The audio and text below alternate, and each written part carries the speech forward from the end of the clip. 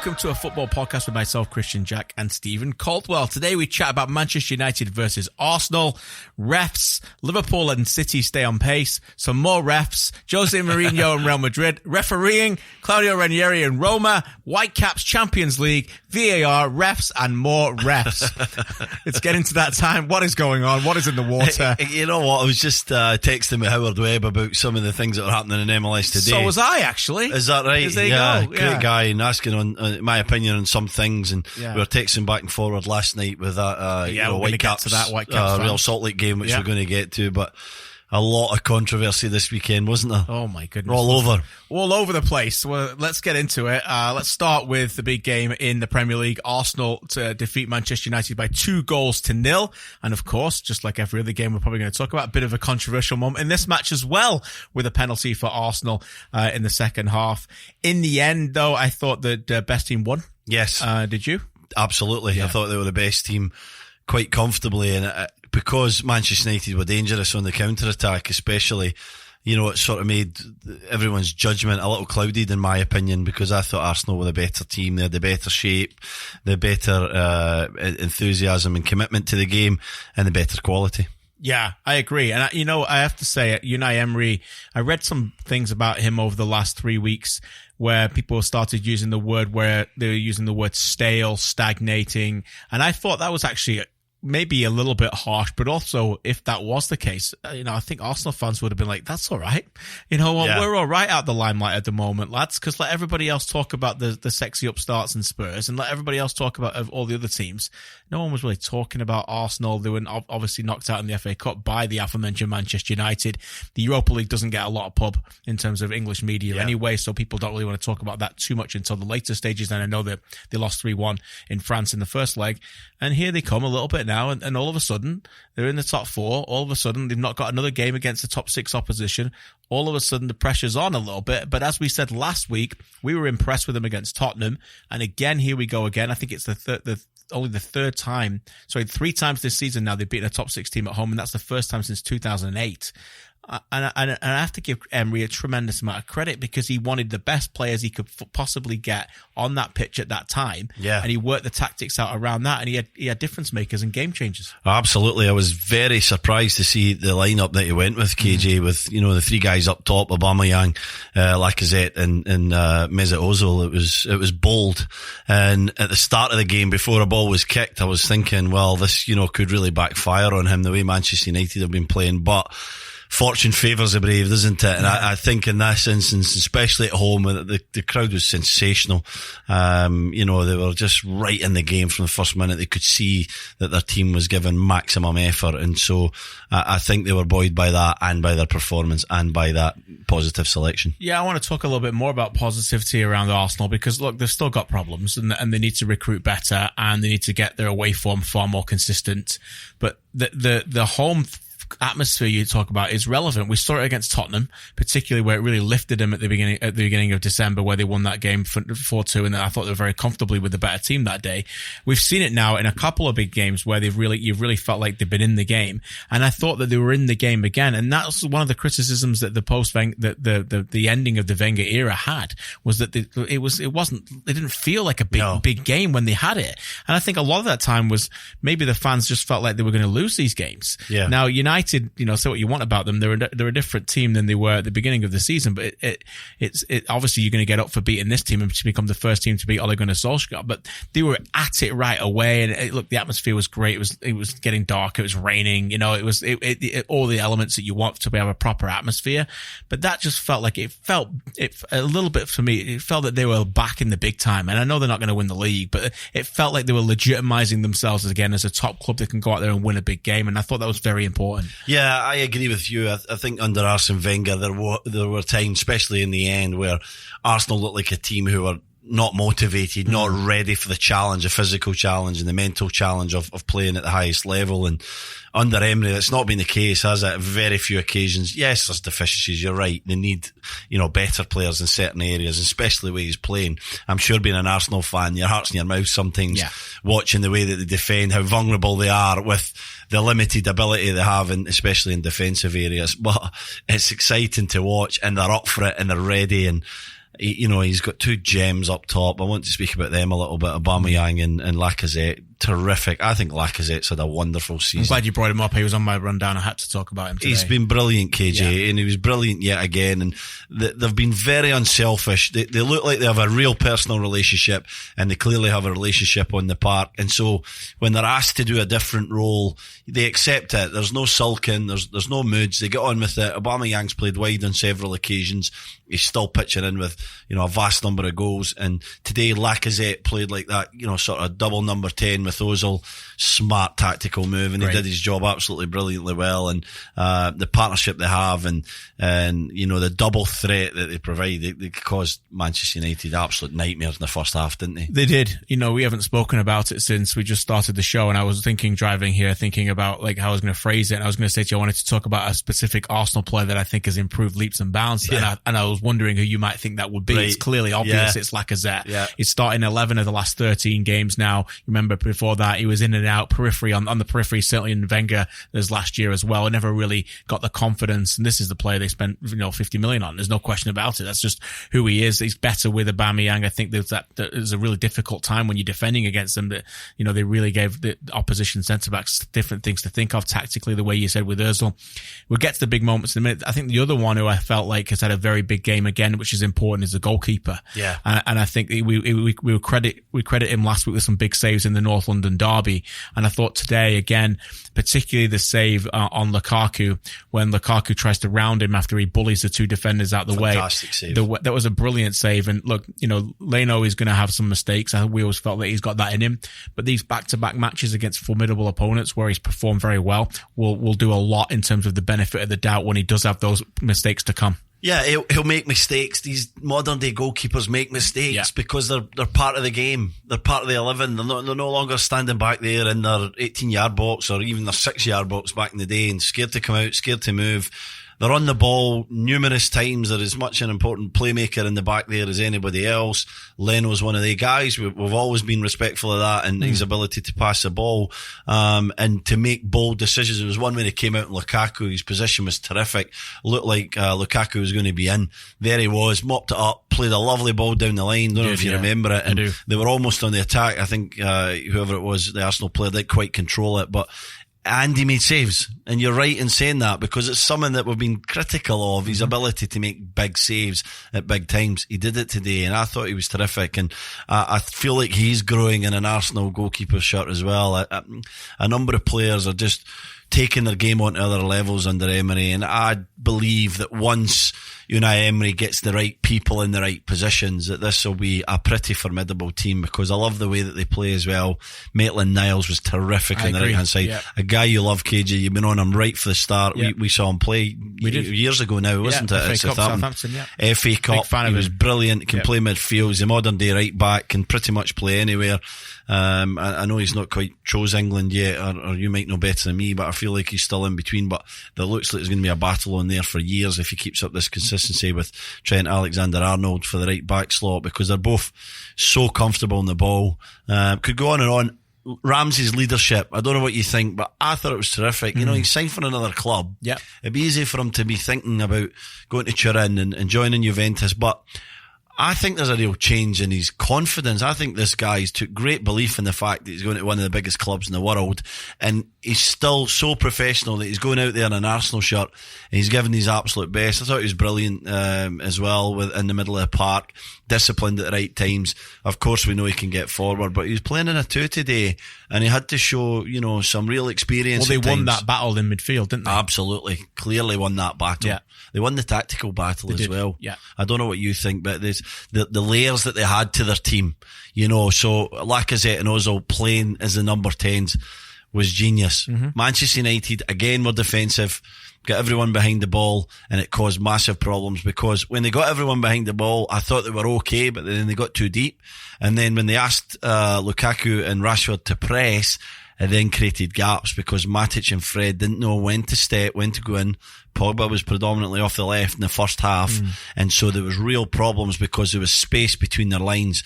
Arsenal managed to get, 4 layers of space. They had the 3 at the back, they had the 4 in the midfield, they had the 2 of Lacazette and Ozil in that other gap, and then they had obviously Aubameyang up front. And the way that they transitioned between the lines was terrific. Manchester United had no answer.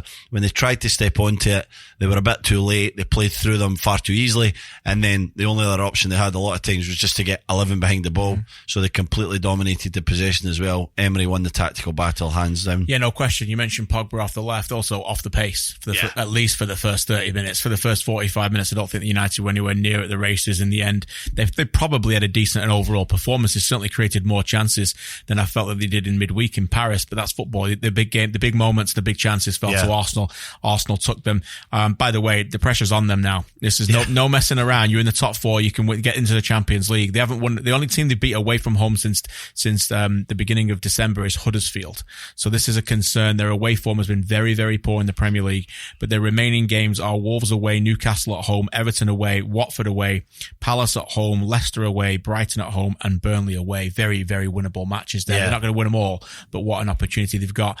Before we move on, let's talk about quickly the 2 big moments of the game, the goals. Bit of a discussion on the feed I was watching between the pundits about whether it was David De Gea's fault or not. Yeah. In the end, when a ball goes smashed in the middle of the goal, it was almost 3 or 4 yards from the corner. You got to look at the goalkeeper, no matter how good the ball was. It's absolutely David De Gea's fault. He'll be very disappointed with that. And, I know he took that step to the left-hand side. There was some kind of swerve on the ball, but a top-class keeper has to save it. I think he took the step a bit early to the left too. I'm not sure what he was trying to.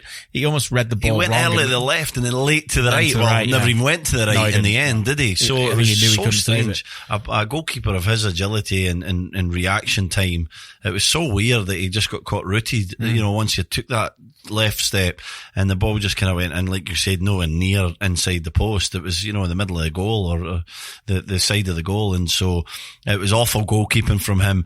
And you thought at the time, didn't you, that he was unsighted, but the camera angle showed that he could clearly see the ball come off Xhaka's foot. Big error from David De Gea, and first goal is always important. I always go on about this, don't I? But the first goal is crucial, especially in big games. Yeah. It just allows you to settle down, means the other team's chasing. The game plan was to be defensive and difficult to beat, like it has been under Solskjaer, then break really quickly.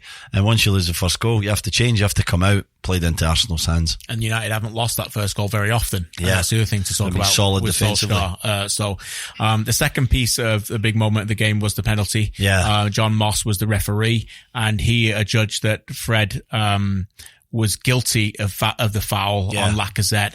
Lots of layers to this as well. Initially, I thought absolutely no doubt, no penalty for me. Straight away, I'm like, I thought ridiculous. Very, very harsh. Then I watched again. I couldn't see from the angle I initially saw that. I watched Fred's hand, and actually his hand stretched out and put a full hand on the body of Lacazette and pushed out with it, so that you could say that was a bit of a fault. And then I also watched the second replay where, and I know it's easy on replay, John Moss isn't doing this, but by the way, we're going to get into this in VAR. They would be doing this next year, where it looked like the legs collided and he stopped him a little bit. So what did you think of that? I definitely saw the hand movement after the replays, like you. I thought it was soft to begin with, KJ, and I still agree with that. Lacazette went down far too easily, but you run the risk of giving away penalties when the attacking player gets the opposite side of you, so he's bearing down in goal. You can't touch players, you can't get your legs tangled, anything like that. It's going to be a penalty kick. While it's still 50-50, or you're in front of him, or, I feel like you can have a little bit of hand movement. Even the legs can collide in some instances, because it's hard to distinguish who sort of kicks who, But in this one, when Lacazette got that other side, he was ahead of Fred. He has to back up. He has to stop. Modern day strikers are going to go down as soon as they feel the contact, and his hand clearly came out. So, if I was a Manchester United fan, I'd be very disappointed, of course, or if it was my team, but I can understand why he gave it. It was just maybe a little bit soft. Yeah, I didn't think he played too bad, Fred, though. I think he's actually shown a little bit over the last few weeks. He was up and down a little bit, wasn't he? He was either like really good or really bad, and he just needs to try and find more of a consistency. He certainly does. Let's move on to the 2 big games at the top of the Premier League table, and we're going to get to Whitecaps shortly, and other big moments with Shawnee in the headlines, and boy, oh boy, there's some big moments to talk about there. Liverpool Liverpool went down a goal to Ashley Westwood's corner after about 7 minutes, which I loved because it really showed a little bit about Liverpool. Yeah. Okay, let's go. Ask them a question. Yeah, we'd heard the Jurgen Klopp press conference from the day before where they were like, please go in your bed by 10 o'clock. Don't drink anything. Arrive with your atmosphere. And we know that those early games, and you've said this on the TV, you played in them. Yeah. Sometimes it's tough to get the crowd going. Maybe it helped them because the crowd started certainly to get back into it. And we saw a little bit of side of Liverpool again that was important to get back and bounce back. By half time they're in the lead. Yeah, I think that if that goal hadn't went in, maybe Burnley sit back, Liverpool have 75% possession, and the game just takes the path that we expected to take. The crowd struggled to then get into it. Yeah. But you're right, the goal and the injustice of the goal, it was a clear foul. It's another one, by the way. Ridiculous decision. Yeah. Surely that would have came back if there was VAR, because that was a foul. By the way, there was 3 or 4 of them in the Premier League this weekend that would have come back. Yeah, it was a foul on Alisson, and it goes in the back of the net. But you're right, KJ. It asked Liverpool a serious question, and the answer, I thought their energy was tremendous. It was like the old Liverpool. They're coming for every angle, especially the fullbacks bombing forward as usual and just creating that relentless attack that's so difficult to play against. Burnley just got deeper and deeper and deeper, and there was a point where I looked at it, they were almost defending 6 to 10 yards out. It was normally, you go back as a centre half, then you go 18-yard box. This is our line. We never go deeper than this. They couldn't help it. No. They're defending in their box because there's no time to even get out. And, the quality shone through, and Liverpool fully deserved the 3 points. They did. The last thing I want to say on this game tactically is, we love to get into our tactics on in this segment, was the introduction of Adam Lallana from the start. Yeah. Now, this is interesting because remember in the Merseyside derby the week before, when they didn't play an attacking midfield of the 3, they basically played, Milner, Wijnaldum, and, who am I missing here? Milner and Henderson. Yeah. And then obviously removed, one of those, and Milner came back on, again at that point. So you think, okay, well, at some point, are you going to play a Lallana from the start here, or are you going to play a Shaqiri from the start? And of course, I'm missing Fabinho, who, by the way, was tremendous. Yeah. So basically, last week in the Merseyside derby, it was Fabinho, Henderson, and Wijnaldum. Wijnaldum came off, Milner came on, and I thought, quite rightly, people criticised Klopp for being too conservative. Today, he played Lallana from the start. Now, I did some numbers in this. First 20 games of the season, the 3 defensive midfielders, as I would call them, were quite similar. Only played 2 of them in 12 of those games. Right. Now, he's played them 7 of the last 9 when they haven't been able to score. And, Shaqiri, for whatever work, or whether he's not training as much, he's not got quite the trust in him, cater to. Yeah. But Lallana, he did trust today, and I thought he brought a bit different thrust and was massive on the second goal as well when he pressed and won the ball back. Yeah, he was terrific. He's always been a great presser of the ball, and he initiates that reason for Liverpool to squeeze up the field and really pen someone in. And when you're playing against Burnley, you're going to get success from that. And I agree with you. They need that creativity.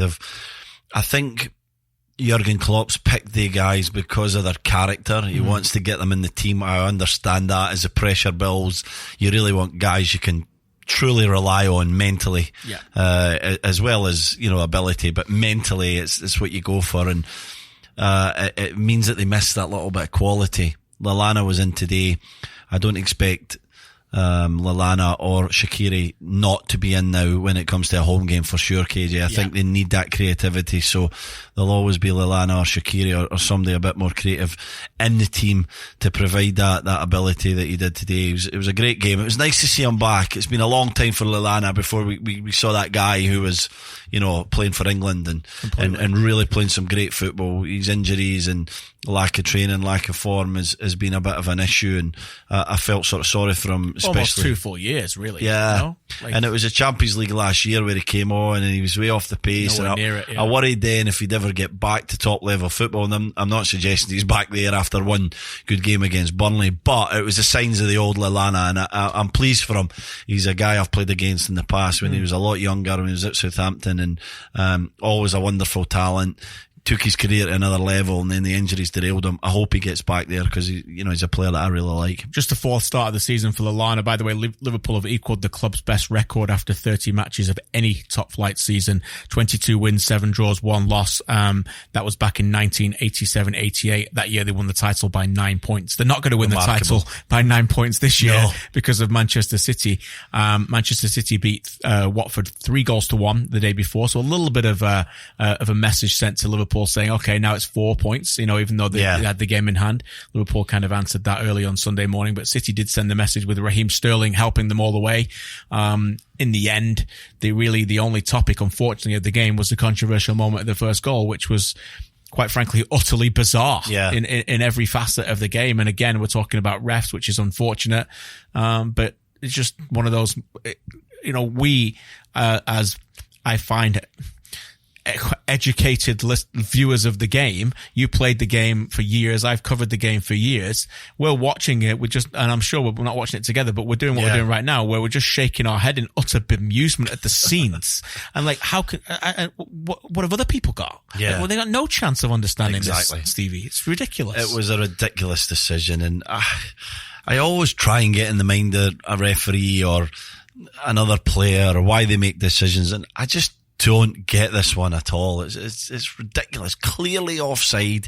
He's moving towards the ball. We argued and we tried to comprehend what happened with Harry Kane a week ago at Wembley against Arsenal. And is he in the action? He going to the ball? And that was a bit more subjective, I think, the Kane Exactly, but I tried to understand the Kane one. You can, I think. So the same with this one. I'm trying to get in the mind of the assistant referee and the referee and see what they're thinking, and I just can't, KJ. I'm sorry. It's an awful decision.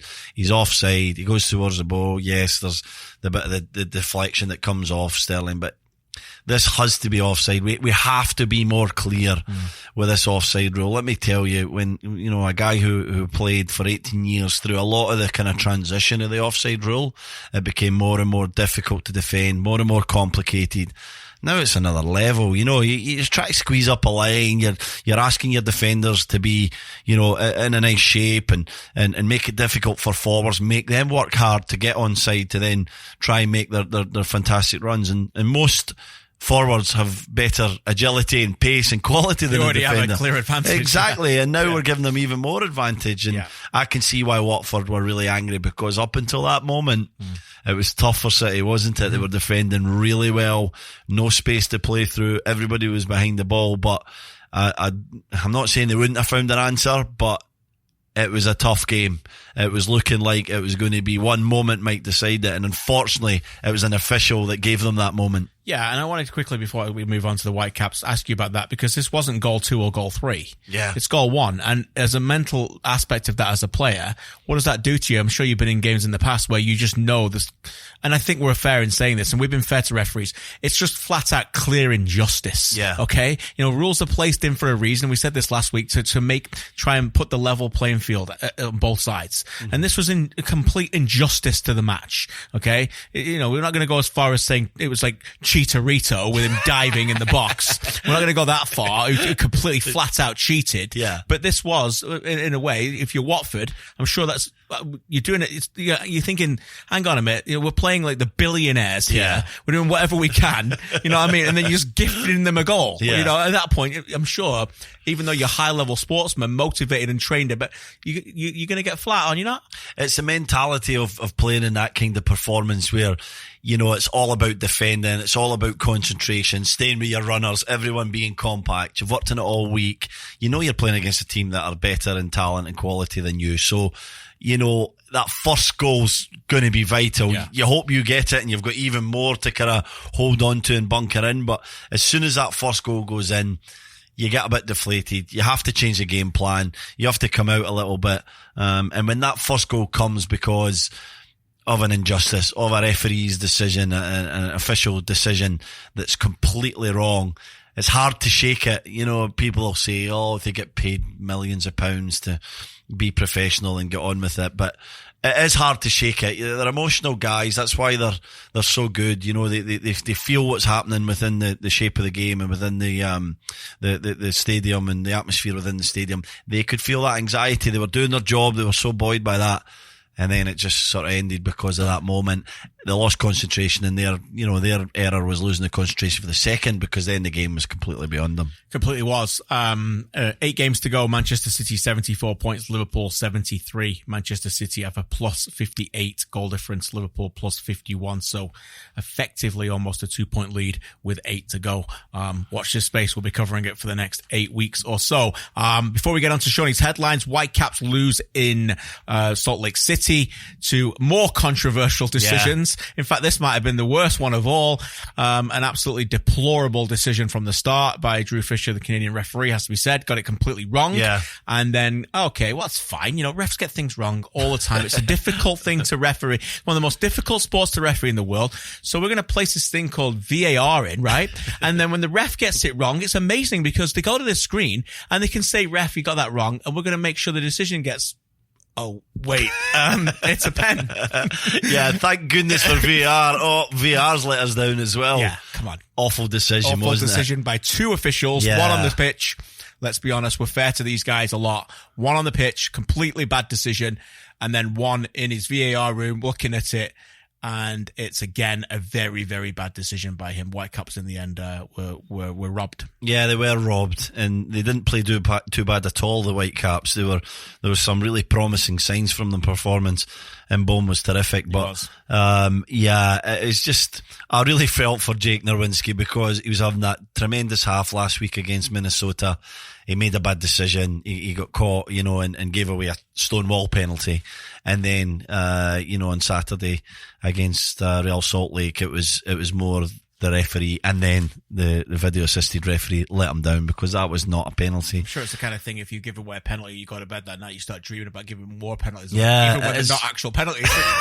Well, it's sort of like that. His nightmare turned into reality. I mean, I'm laughing and feeling for the guy, but you know what I mean? For him, yeah. It's just to rub salt in the wound, by the way. You give one away last week, and this one, you didn't even touch the guy.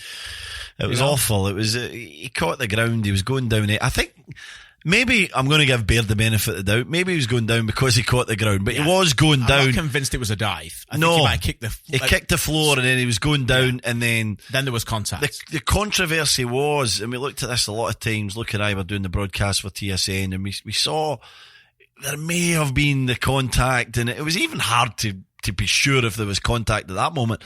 But Baird's like inches for the ground at that moment nearly. He's clearly on the move. He's going down. There was 0 contact before that. How can that be a penalty kick? I think it was even Baird's foot that went into Nerwinski's to create the contact, if there was any considerable contact anyway, KJ. I felt for the Whitecaps. It was a good performance, especially... we talked about Mbom. He was terrific, and I liked the combination between him and Reina. I thought Reina showed some good moments. He was better. We were questioning why he's still playing out wide. I think we want to get him centre, but I liked that partnership. And the 2 centre halves in 2 games, Daniil Henry and Eric Godoy, have been tremendous. That is and it was difficult. It was tough. It's always tough to play there. A lot of interchanging going on, particularly within the front 4 in RSL, so it's difficult to marshal that. Elise, I think we know his qualities. He's not defensively minded in terms of, he's not a stopper, so it puts a lot more pressure on them too, doesn't it? Yeah, and the organisation that they had was tremendous. 2 very good defenders, 2 guys that use the ball pretty well. I think Daniil had 1 pass where it was a bit risky, and then he actually defended it really well. And I was pleased to see, obviously, an ex-teammate of mine, and I've got a real soft spot for Daniil, but he was terrific. He was on it, and him and Godoy looks like a real find by Marc Dos Santos. That looks like 2 games. Let's not get carried away, but it looks like a brilliant decision. Quickly before we move to Shawnee, just to say, we have been in a lot of conference calls with VAR calls over the last few years, so I do want to put this to bed before we do. They are at over 95% accuracy on big decisions in 2018 after reviewing. They were like, we got 95% of them right. Even bigger, last season they reviewed all 1,249 goals in the regular season, and only 4 in their mind in 2018 should have not counted. That is basically 99.7% success rate. Yeah. Only 4 last year. They're certainly hoping for less than 4 this year, but already through that week 2, that was clearly one of them. They only had 4 of those last year, so that just goes to show you that they are batting at a good record. Yeah. But this was not one of them. No, it was not one of them, and it's been a difficult weekend just because of that.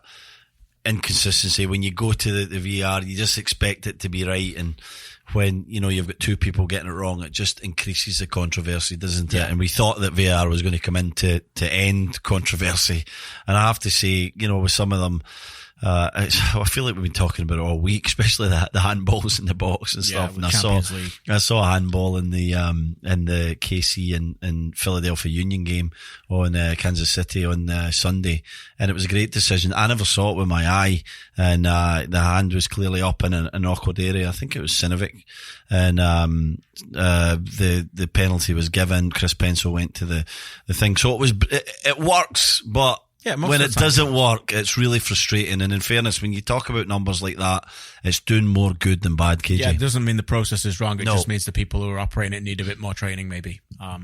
Shawnee, over to you for many headlines. First headline, not the greatest one, and hopefully we never have to talk about anything like this again, but today in the Birmingham derby, Jack Grealish was attacked by a pitch invader. First question is this a one-off, or should we look at tightening up safety at parks? And number two, how fitting was it that he actually scored the winner at today's game? Well, you're talking with two guys who know this city pretty well. One was born in it, one played in the derby many times. So I think we're pretty interested to talk about this. First of all, it's not a one-off because it happened again in the United-Arsenal game where a fan ran on the pitch after Arsenal scored and nudged Chris Smalling. And you know what? It's going to keep happening. We saw it on Friday night in the Scottish game as well. It's just utterly deplorable. I was watching this game live with my 8-year-old son, and it happens, and he's like got all his questions, and I'm like, I have to say, and I don't know whether this is a nice thing to admit, I watched it and I wasn't shocked. Yeah. That's the first thought I had. I wasn't shocked. And now the overreaction, that's the wrong word. The reaction over the world was of nothing but shock and condemnation. Yeah. And I understand why that was. It was heavily put on the news. It's been everywhere right now. But I wasn't shocked. And I don't mean that to take away the severity of it. It was appalling, absolutely despicable. You name the adjective, we've got it. Mm-hmm. Okay. Awful to watch.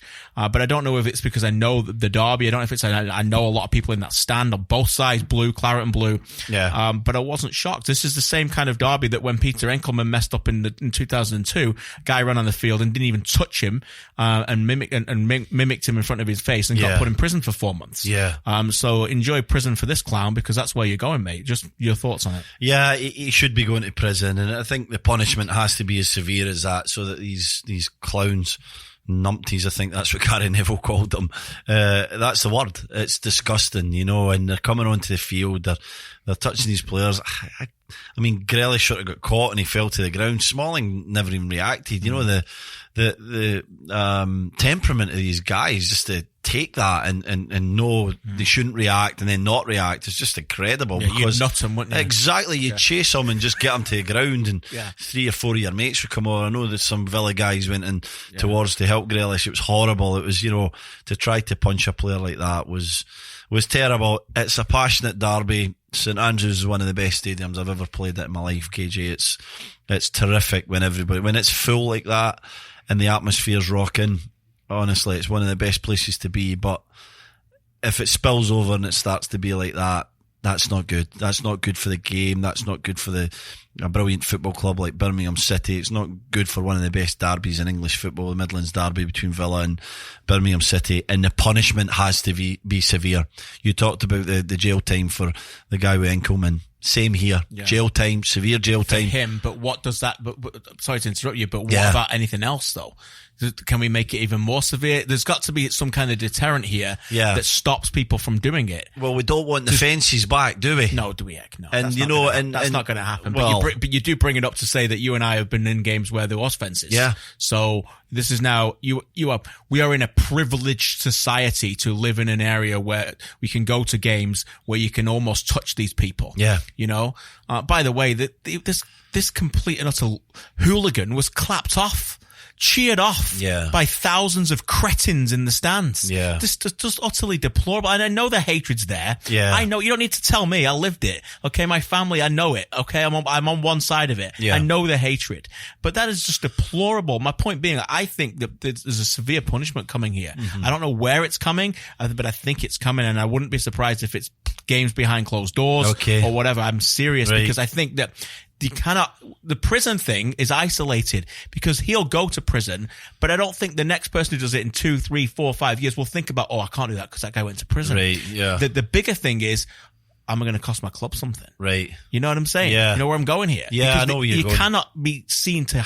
We can't be seen to have these again because, God forbid, what if he had some weapon as well? I know. You know, like we all saw the disturbing scenes in other sports. Monica Seles comes to mind. There's so many examples of that, Stevie. Yeah, I'll never forget that one. Yeah. Monica Seles. There's so many examples. Yeah, I'm with you. We need to come up with a severe enough punishment, and it shouldn't just be on the individual, and that's horrible to see. And you know, I don't think it's certainly not isolated to the Birmingham fans. It sort of could have happened anywhere, you know, and the passion is great, but when it spills over to that level and you've got thousands of people cheering and act like that, there's something wrong with the society. Yes. And I mean, when I say society, I mean football society. Maybe I mean even bigger society, to be honest, but I'm not going to talk about that. I'm talking about football society, and the education maybe has to change a little bit, what happens in these stadiums. And then, like you say, the punishment has to be severe for the clubs, for the sets of fans, to stop this kind of thing happening, because it's been happening a bit too much. We've seen coins getting thrown from the stands on a lot of occasions in Scottish football as well. People getting hit with coins, and you know, these guys are out there to entertain masses, and they do that, and they're sort of standing there, and they could be hit with an object, hit with abuse or a punch at any given time. And I think we need to change the education, the society of football, to say, okay, support your team, but just take it so far. You're overstepping the mark on many occasions, many groups of fans. Yeah, it's a difficult one, but there's a lot of big things to get into there. Yeah, maybe we'll leave it there, Shawnee. Moving on, Chelsea was bailed out today by Eden Hazard in extra time. Is Chelsea a team still in the hunt for Champions League football next season? And your thoughts on the game? I thought they were awful. I really did. Yeah. I thought they were really poor, tactically outsmarted by a better organised team, and I use that word for a reason. Team. Again, they've now got 10 points, almost got to 12 points, taking off Big Six opposition. I'm talking about Wolves in the Premier League, and they knocked Liverpool out of the FA Cup. What a tremendous team they've been this season. Raul Jimenez, I think he will be snapped up by the 30 million option to buy that they've got in the summer. If they don't do that quickly, then another Premier League team might say 50 quickly. Yeah. In the end, Hazard, they're by far and away, I don't think he had a good game, but by far and away their best player. We've said that many times. It got him out of jail, really, because they thought that, and Jorginho got booed off again. So difficult, poisonous times, as typical of Chelsea is. Just as when you think they've come through the storm, and the sunshine's about to come out, starts raining again. Yeah, I hated that moment where Jorginho was booed off. He wasn't anywhere near the worst player in the park. He was just like everybody else. He was on the ball loads. He was trying to make it happen in a poor team performance, and so he's been picked out yet again. The crowd have got it in for him. That's disgusting. Any group of fans, we're talking a lot about fans tonight, how they can boo off one of their own players, and you know, when he's clearly given his best. Whatever you think of him playing in that position, or his ability to do it, you know, better than Kante or better than someone else, is irrelevant. You should never boo off your player. A poor performance from Chelsea. You're right, KJ. They were playing against an unbelievable defensive team in Wolves. The way that they had men between every gap, the work rate from the midfielders, then Donker, Moutinho, incredible. Neves just at the base there. And then in the forwards as well, Jota and Jimenez, they're defending to come back in to make it difficult to beat. We've saw that. So there's been 3 times this weekend I've saw a team that tried to play like Wolves. Watford tried to do it at Etihad. They got players behind the ball. They did a good job of it until that controversial offside goal from Raheem Sterling. And Manchester United, and they didn't do a good job at it. They were in between. You can't be in between when you play like this. You get people behind the ball. Yep. And I thought Watford did okay, but I'm going to mention Manchester City since we're referencing Chelsea here. They went really high, and there was no way for Watford to get out.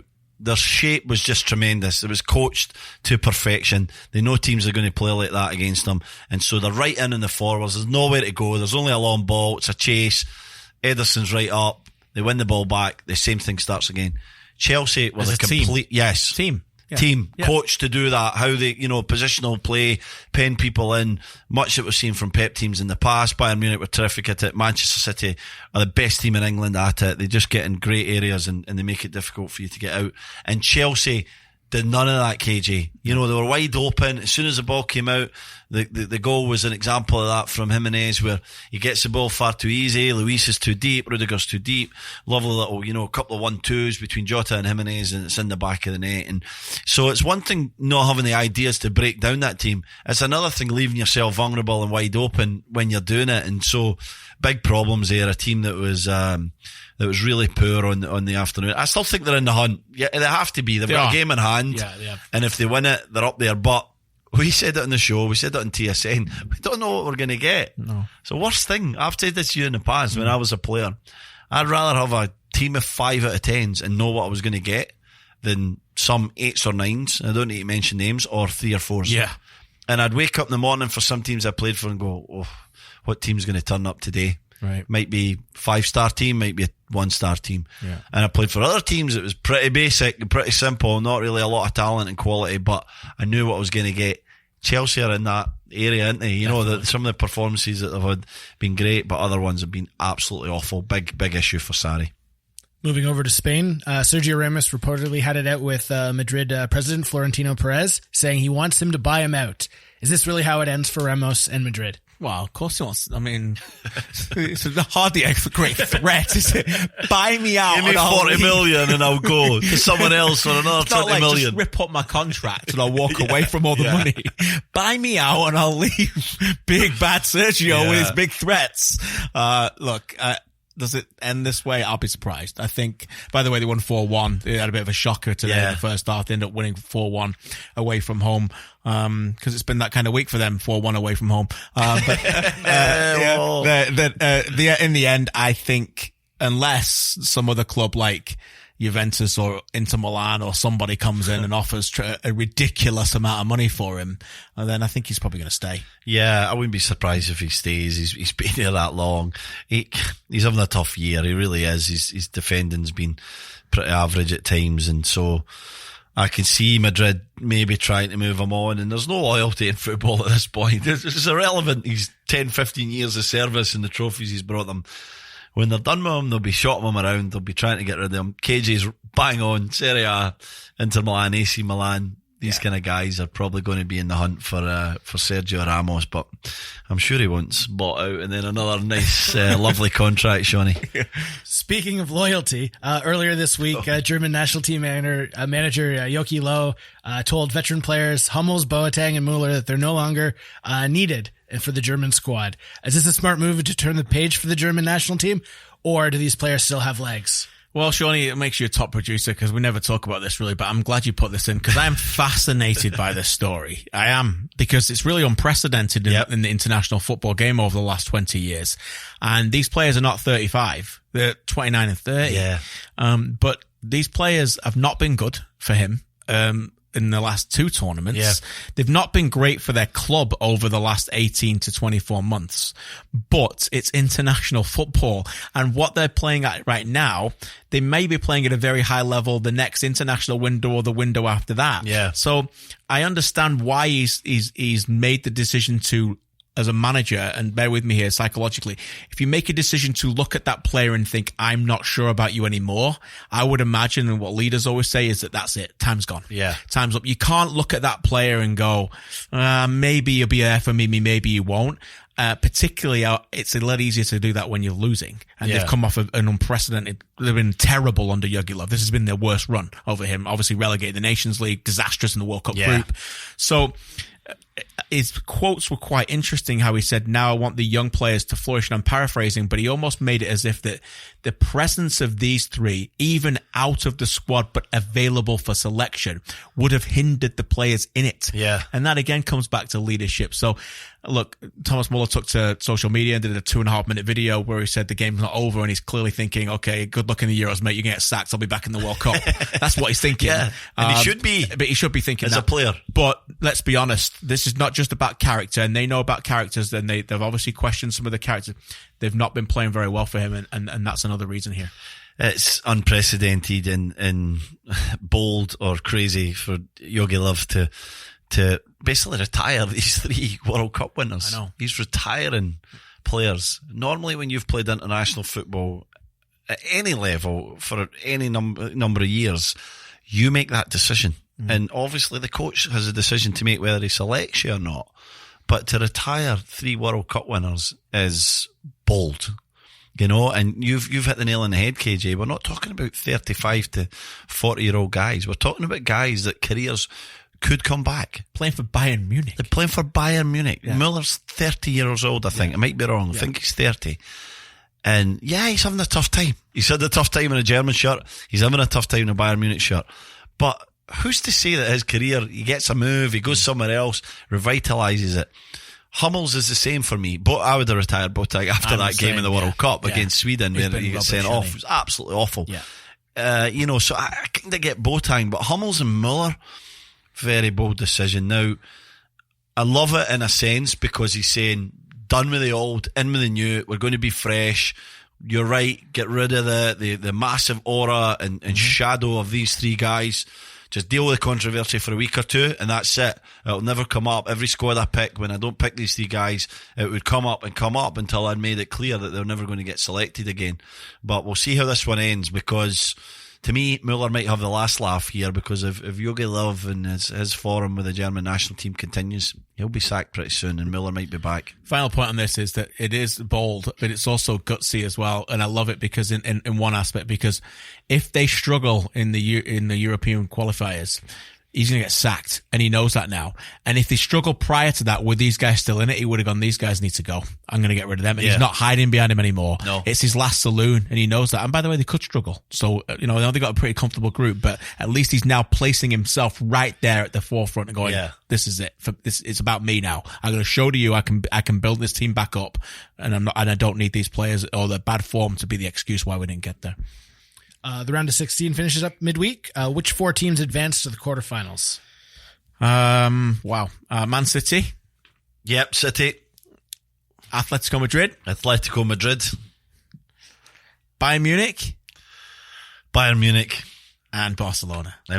We agree. Again. We agree too much as to... Pathetic. Yeah, I mean, let's face it, City, it would be a monumental shock if they don't get their, KJ. Yeah. Madrid are in a very strong position. Not so much of a shock if Juve turn that, but we think that Madrid are, I think Madrid are a very strong side. Bayern Liverpool's the one. It's really open. Can Liverpool get some goals? Can they show that attacking ability against a Burnley, like, you know, during the week in Munich? It will be tougher, but that's the one, and you'd be absolutely shocked if Barcelona don't get through Lyon. Moving back to Madrid, Santiago Solari is rumored to be getting sacked by the end of the week, and shocker, Jose Mourinho is looking to be the caretaker until the end of the season. Who takes over in the offseason? And is there a chance Mourinho finds himself there long term? Yeah, there is a chance he finds himself there long term. There's not that many places Mourinho's going to go. So look, I think it would be ridiculous to go back for Real Madrid to go back to him. Yeah. But is it a good move for Mourinho? 100%. I don't think it's a good move for Real Madrid. No. But Mourinho going back there, I don't think he'd ever turn him down. Do you? He can't turn them down. No. I don't know if he takes it on a caretaker basis, though. That would be risky, but maybe it's such a big club, he has to, KJ, take, you know, a few games if that happens. He seems to me like, you know, you'd stay away from that, but yeah, he's not the caretaker guy. No, I say, you know, normally the caretaker's the guy that just kind of, you know, motivates and gets guys going. He's not like that, is he? No, not really. Especially a club he's been at before. Yeah, exactly. He's not going to get that. He's not going to take a caretaker job. Come on. A short-term deal is the most likely at the end of the season, don't you think? Or even now, till, you know, for a year and a half or something like that. Yeah. I just don't see that. Like the caretaker job comes in and he's either like loved because he's going to be there like 5 minutes, like, you know, or he's going to be, or they just just never even listened to him. Like, my kid's class this week, his teacher was out 2 days, and then they all got in trouble because they just completely didn't listen to the supply teacher, and they had to write letters home. That's another thing. But you know what I mean? That's what happens. Yeah. But Mourinho's not going to be a caretaker manager. Come on. Like, No. if they tell him he's caretaker, the players are not going to care. Listen, I love Jose Mourinho. I really do. I've loved him for forever. Yeah. And he had a disastrous time at Manchester Don't United. rule him out. But I keep thinking, KJ, when is he going to learn? Like, when is he going to take an experience from before and evolve and change a little bit? Or is he just always going to be the Jose that we know? And I know your views on this, but I want you to say them again. Everything has to be about him, but at some point, is he going to evolve a little? Because he's a bit of a genius. He's a guy that gets things done. He is a genius. And he knows what he's doing. And so if he just curbs his personality a little bit and accepts that in this modern era, you have to be a wee bit softer and you have to cajole and say the right things to these guys. If he does that, he can be a world-class manager again. If he doesn't, he's only going to last so long at any place. No, I agree with all that. The one thing I'd say is I don't think he will change. And I would like him to get a job where they're not on the floor. Yeah. I know most times when jobs come up, the team's in turmoil, but maybe, I don't know. I'm going to throw one out here. What about Tottenham? Yeah. What about Tottenham? What That'd about if Pochettino goes to Real Madrid? And what if Tottenham come calling Jose Mourinho in the new stadium? He loves the Premier League. Like, the thing that goes against him, though, what is his style, no? No, but like that, then you can say, okay, well, can he take this team over the top? Right. How can he say no to that? Well, he is a winner, isn't he? Great players, Yep. not necessarily performing. We're not talking about this on this show because we talk about them every week, and then another disastrous weekend in Southampton. But, I'd like to basically see what his next step is. And all the points you make about Jose are great. To go into a club that is actually given to him, that it's not a mess. Yeah. And I don't know whether that's possible. That's just not the way the sport works. But Sean, Jose Mourinho, you'd be happy with him at your club? Come on, you want him. I guess so. Yeah. I don't know what the other options are. That's what I would say. Look, if you lose Pochettino, the whole place is going to fall apart. Completely. If you don't get like a decent manager, it could just be the end. Absolutely. So there's a chance that might keep you solid for a few years. Yeah, it's that or like David Moyes. So, or Nuno Santo could get Nuno Santo. Yeah, he's the one. Yeah. Speaking of failing up, Claudio Ranieri, after being ripped apart last week for his time at Fulham, has taken a caretaker role at Roma. After they fired their manager Eusebio Di Francesco after bowing out for the Champions League. How many goddamn lies does Claudio? This is ridiculous. This is just, I said to you yesterday, it's a little bit like being pushed off a cliff and landing in a hammock. Like, what? He just got sacked at Fulham, and you get the Roma. I know this. By the way, he is a caretaker. Yeah, it is all the caretaker. He is. He is the caretaker, isn't he? Like, perfect caretaker. Go on, lads, have a bit of a laugh for a few weeks. You've underperformed. The team's got knocked out in the Champions League because they're just so infuriating to watch. I don't even care about Roma, but I watch them and I just get angry. You know what I mean? I just feel like one week they look amazing, and then for 4 weeks in a row they just bang average, aren't they? And they just, every time the manager goes there, the same thing happens. I think Ranieri is an example of, if you're a good guy and you live life properly, good things happen to you, So you never see anything that happens with Ranieri and go, you're never angry about it because he seems like a great guy. He's not the Italian Alan Pardew, is he? No. So I'm happy for him, but I can't believe this decision. I mean, he's older. He's struggled at the last two clubs he's been at.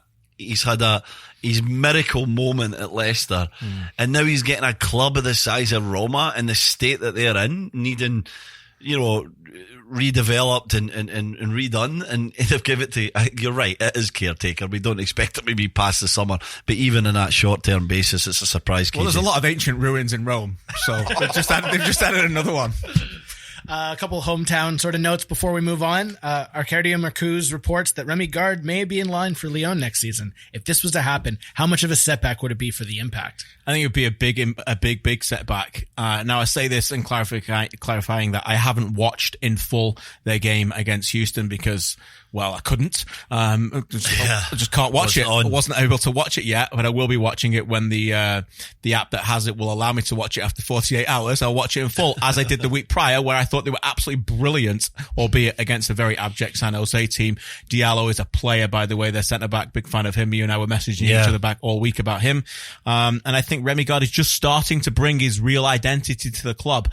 And look, if he decides to move on and go to Lyon, that will be a massive loss for me. Yeah, I did watch the first half, KJ. I was in the studio before the Whitecaps and Real Salt Lake game, and they were pretty good in the first half. I was a bit surprised that they lost the game, so I don't know what happened in the second half.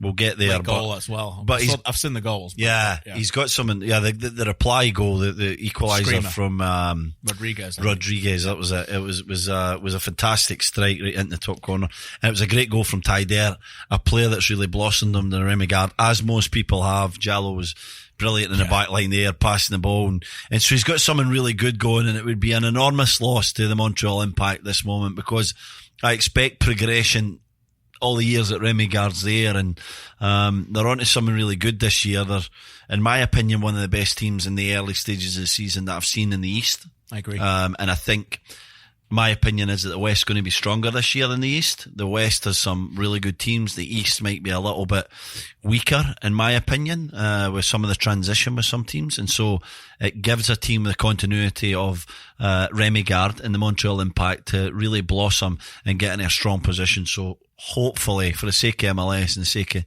Canadian soccer, he doesn't go to Lyon.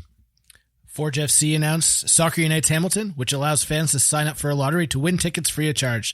This is an initiative that will give back to the community. They're hoping to attract more than 23,000 fans on the day. Thoughts on the idea, and how spectacular is it that we're going to have 50,000 plus fans watching soccer live in Ontario on April 27th?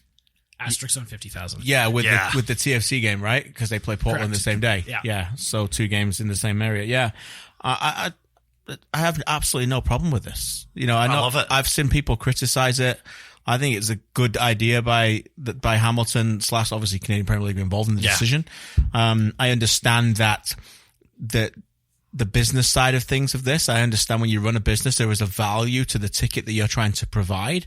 I understand that you've sold tickets to people and you've now given them another option to get the free game in the Canadian Championship as a way of getting the money back.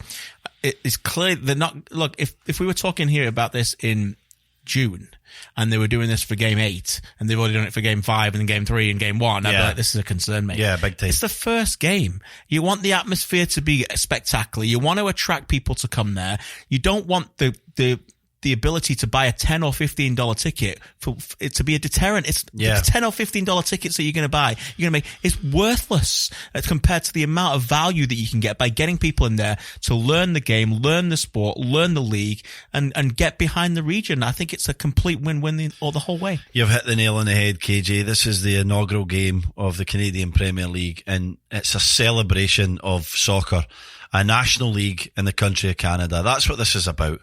It's not about money and not about revenue from the gate. This is about packing out a big stadium and making it look fantastic. Yep. Getting everybody in there, getting young fans, getting everyone into Tim Hortons Field and seeing a spectacle. Hopefully, a great game between two good sides, And so I've got no problem with this. What is the negativity towards this? You're right. If it's $10, $15, if it's overpriced, or even if it's $2 for a ticket, what's it matter? This is about getting people in to watch this game. And so I think it's smart. I think that there's clearly going to be some fans that maybe have an option between BMO Field and Tim Hortons Field, and they might think, where should I go? Well, I'm probably going to the free game now, or I'm probably going to the game that's potentially closer to me. There's a number of things that come in here. Smart marketing move by the Canadian Premier League, and good on Forge FC for doing it. And by the way, you mentioned it. It's for the Canadian legacy of the league. Yep. This league's not going away. These pictures, broadcast pictures, pictures in books, pictures, these are going to be, this game is going to be talked about long after we've all gone, guys. Yeah. Forever. Okay. Yeah. So, when people look back at it, they'll like, look at that crowd. Exactly. No one in years to come are going to go, oh, you know what? Those guys didn't pay. Yeah. They're not going to, doesn't matter. Doesn't matter. They're going to look at the optics. They're going to look look at how it looks. Yeah. That's the most important thing. You're painting a picture. You're almost bringing in, the backdrop of actors behind the main characters. So to say, there you go, guys. We need this to look spectacular. It's nothing more than a real smart, intelligent move for me. Yeah, it's a celebration of years of hard work by many different people as well, and that's why it's important to me that it looks right. It's about getting people in the stadium to sample this, to be a part of it. Yeah. This is also about community, and the best way to bring community together is by saying, come in here and see what we're building, see what we're starting. Do you want to be a part of this? I'll guarantee out of that 23,000, there's a good few that go and buy season seats at the back of this game because their little sons pulling their dad's arm saying, Dad, I want to come back here next week. Great.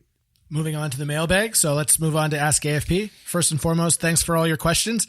Number one, Stevie, we got a lot of avatars with Manchester United jerseys. No. Just ripping on you on a big, there's no question. It was just more big Rom comments. Yeah, well, can I address that please, Sean, before we get to the question? Maybe we should send the big Rom Ask AFP questions to Scott Caldwell of New England Revolution after the shout out this week on the Guardian Football Podcast. The guys thought I was still playing, yeah. And I've obviously not seen my profile lately, and the fact I'm carrying about 20 pounds since I played. I'm just glad that you are, because you wouldn't be here talking football with me. Well, talking about weight, it gets us to Big Rom, and he's clearly shed some pounds because, in fairness, shirt off to show you, didn't he? Exactly, and he was shredded, more shredded than I'd ever been in my life. It has to be said, but he was. We never got to him earlier. We were talking about Arsenal, Manchester United. He was really sharp today, really sharp. He missed 3 sitters. It has to be said, but. Really sorry for getting the digging. He was sharp. He looked good today, mate. He looked good today. He's in better shape. The time off to clearly go and get, lose some pounds and get his head right and get his physical side right has worked. So, he's the reason why they need a new striker. I'm sorry.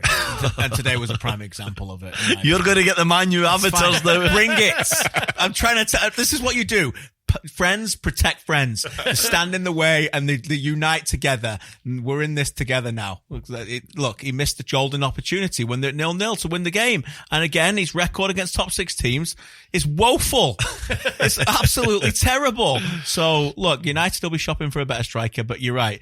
It has been kind of fun to hear all the banter going back and forth as Big Rom smashes in 6 goals in three games. After I call him useless.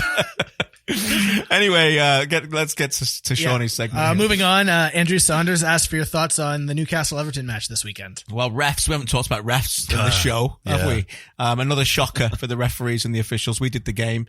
Marco Silva, I think he was right to call out the goal in question where it was clearly offside. Solomon Rondon and a number of his teammates were offside.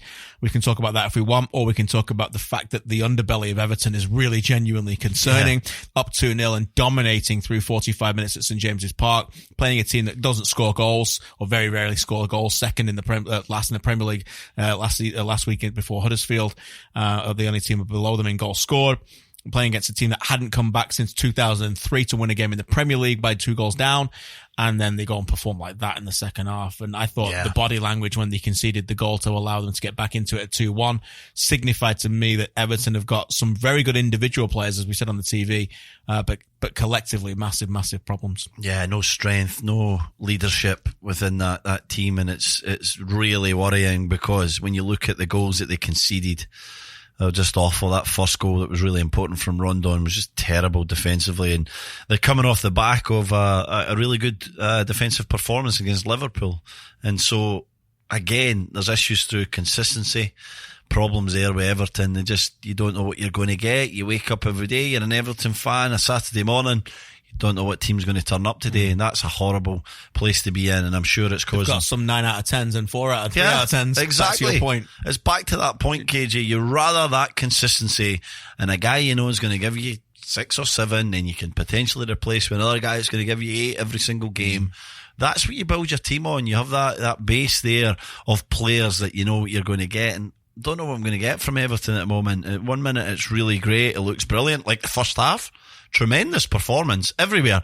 Attacking players, Andre Gomes was in the middle of the park. It looked great. Idrissa Gana Gueye could go on and on. Richarlison, the movement there between him and Bernard, Digne on the left side. It was brilliant, and the Newcastle had no answers. And in the second half, Newcastle just upped the pace, asked them some questions, went, a little bit more direct, and all of a sudden Everton just crumbled. And in fairness, the last goal from Perez, who I thought was terrific, Almiron's revitalised that guy. He's brought a real quality to his game that we've not really seen consistently in his Newcastle career, and he needs to keep that up if he's going to, really get to the next level. But he was offside, and I think we sort of focused on that post game, and we didn't, and maybe the linesman did as well, the assistant referee, but clearly Rondon, amongst others, was half a yard offside in the centre area as well. So, when things are going bad for you, they normally go really bad, and Marco Silva was quick to pick up on that. But if I'm him, when I get home, I'm going to say that in front of the press, but I'm really thinking about the concerns I have with my players. Yeah, quickly, the other big problem they've got, and I'd like to flip this around. You guys ask us a lot of questions. I want to ask you a question, and then maybe we'll get to this again next week. So use hashtag AskAFP to answer my question. I want you to tell me your top 10 goalkeepers in the Premier League. Tell me your top 10 goalkeepers in the Premier League, and maybe we'll get to this in a future show, because I think one of the big problems for Everton is the fact that their goalkeeper is nowhere near that. If we had more time right now, Stevie and I could name 10 goalkeepers in the Premier League far better than Pickford, but I want you guys to name them. Give us your order, top 10 goalies in the Premier League. James asks, given that Celtic's poised to win the Scottish Premier League, do you see the Celtic board giving Neil Lennon a full-time job next season, or is he a caretaker? Oh, another caretaker question. What do you think Neil's getting away with right now as supply teacher? He's probably just feeling just as happy as Ranieri. He gets sacked at him. He's lying in a hammock as well. And all of a sudden he pops up at Celtic because of what happens with Brendan Rodgers. So Celtic's clearly his dream job, and it always will be. This, is he? You know what? I actually think it's 50-50. Do you? I do, because I don't know who else they're going to get. Right. I don't see them getting, an exciting European manager. They're not getting Jose, are they? No, they're not getting Jose, but the history tells you Celtic managers are normally better when they know Celtic Football Club. Yeah. And so that puts him high up there right away. And so I think, who else is in that position, KJ? Good point, yeah. Do they go bold? And they would have did it with a caretaker if they're going to give it to John Kennedy, an ex-player who's coaching there, and a teammate of mine with Scotland, got a really bad injury at quite a young age, and good centre half, a promising young coach, but he would have got it before Lennon if he was in the running. So I don't know where they go. The disaster where, I forget his name, the Norwegian guy that came in. I was thinking about him, yeah. That doesn't work for Celtic, Sean. That's always an issue with Celtic. And so they feel they need to give it to someone that at least understands the dynamics that go on in Glasgow and understands Celtic Football Club. And I'm not sure if there's certainly nobody jumping out to me at the moment that springs out. So if Lennon wins the treble, I think he probably gets it. Yeah, you know what? Now you mentioned it. There's not really a lot of options. No. There really isn't a lot of options. But you talk about the Norwegian boss, Ronny Deilio, it was a disaster in the European game. Again, you get judged how you do in Europe a lot of the time. I know Rodgers domestically has been brilliant, but, and the English manager job with Rodgers, he kind of was a lot better than Tony Mowbray. But at the end of the day, did they go back to the England again? I'm not quite if they do. Evan asks, who are your Champions League and Europa League winners?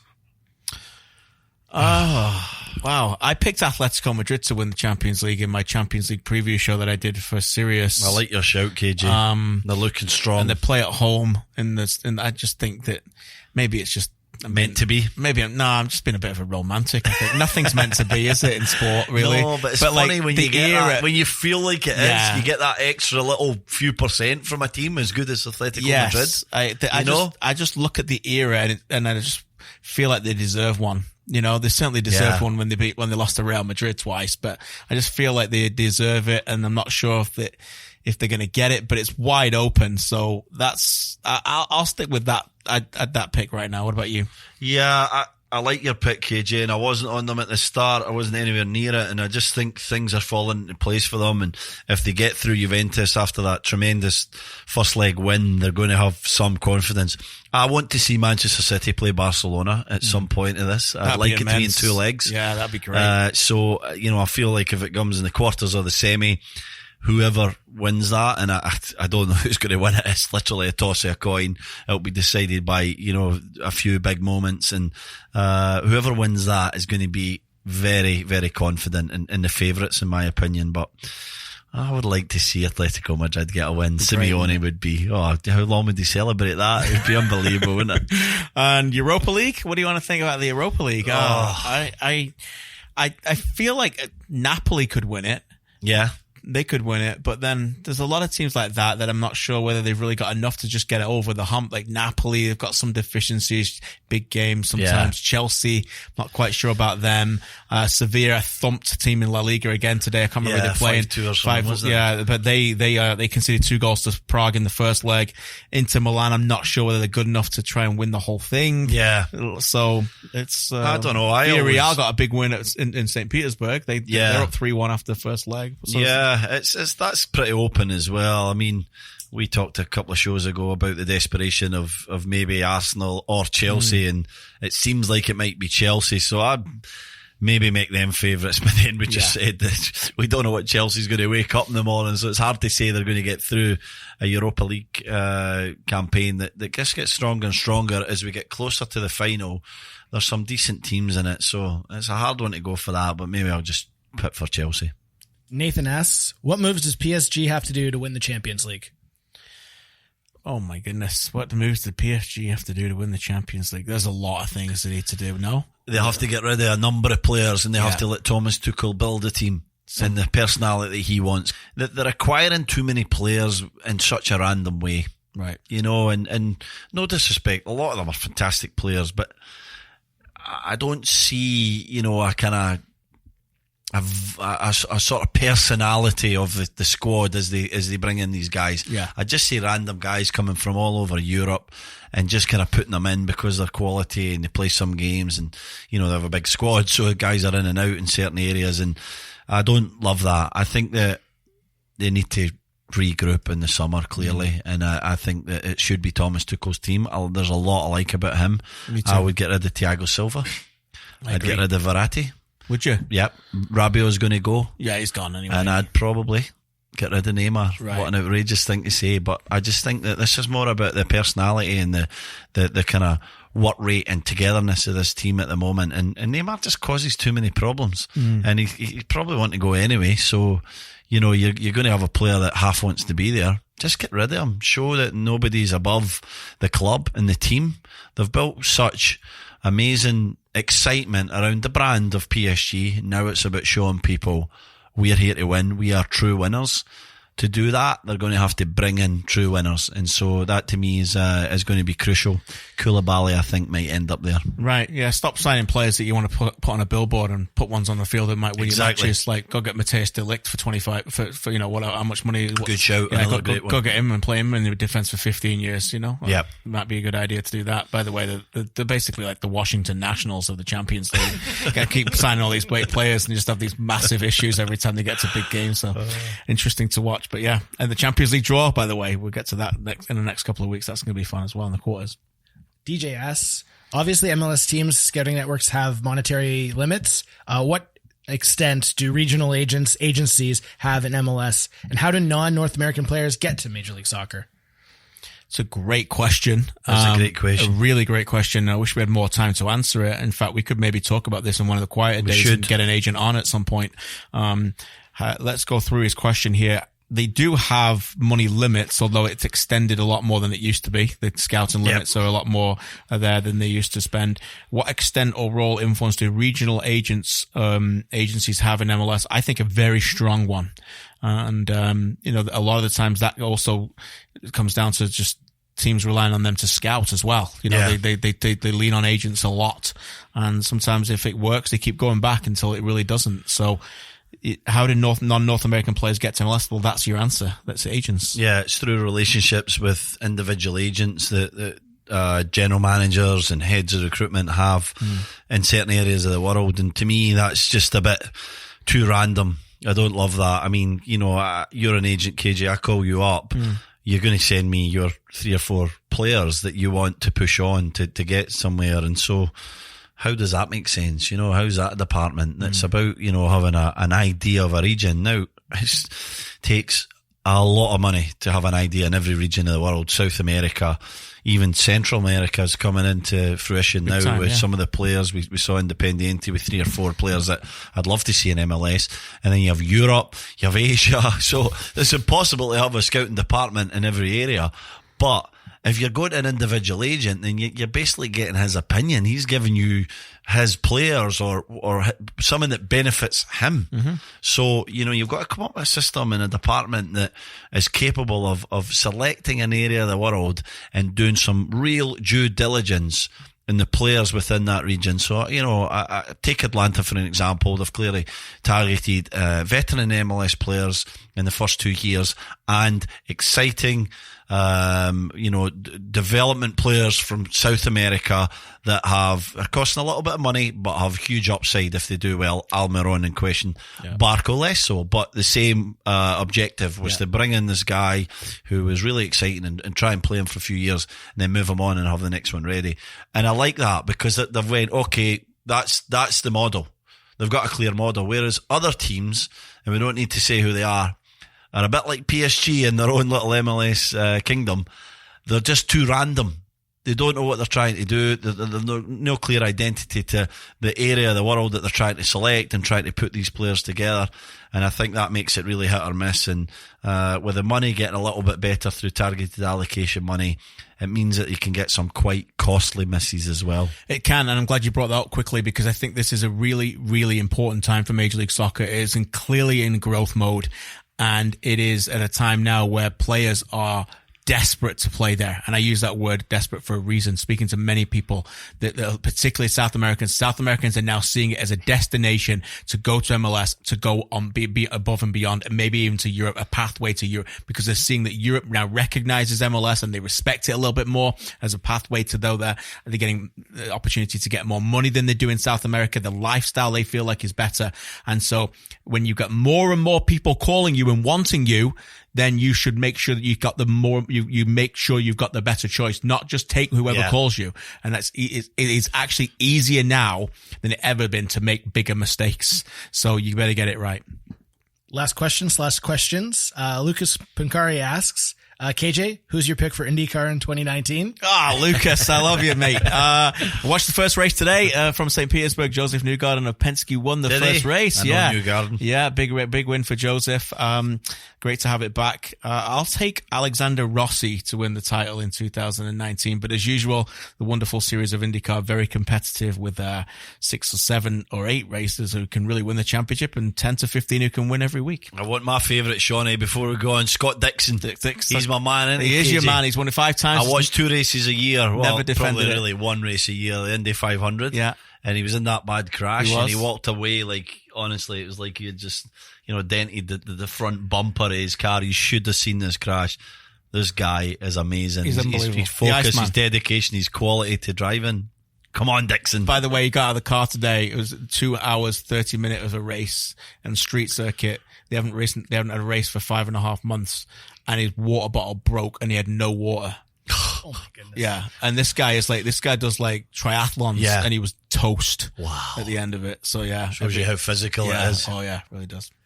Last question. This one's for Stevie. When you're battling for automatic promotion / a spot in the 3 to 6 range for the championship playoff, what is the biggest key for a team during the final months? Togetherness, team spirit, teamwork, everything that you've built over the first 3 or 5 months comes really into focus because you get tired and you need a certain way of playing and an identity to your team that comes through the spirit that you build. And then you just rely on each other and you look in that changing room at 5-3 and you see faces that you're confident you know what you're going to get. This has been a theme through this entire show. You look at guys, you're like, I know what this guy's going to give me. And I've did it twice. I've been lucky enough. I've been unlucky with Birmingham. So I've been there 3 times to the playoffs. And every time I had that, certainly in the 2 winning ones when we won the league with Sunderland, and then the playoff final with Burnley. Guys that I trusted, guys that I knew what I was going to get, and a real team togetherness. Great stuff. Thanks, Sean, as usual. And again, a reminder, your questions are always fantastic. We always appreciate seeing them come in all week. Hashtag AskAFP, and also give us those top 10 goalies in the Premier League, and we're going to get to that at some point. Also, we're a reminder, please rate and review. We really enjoy all the comments you get, but please rate and review and tell people what you think of the podcast. Next week, again, another busy week to come. Next week, I think we're recording it following Toronto FC's home opener on Sunday night, so a late one for us, but important to do that in a big game against a New England team struggling, so that should be a good game. They are struggling a little bit. It's going to be a good one down at BMO Field, so remember and download after, and it'll be a good episode. As usual, cover all the leagues, and we'll finish off on Sunday night at BMO Field. Cheers for listening, and we'll speak to you next week.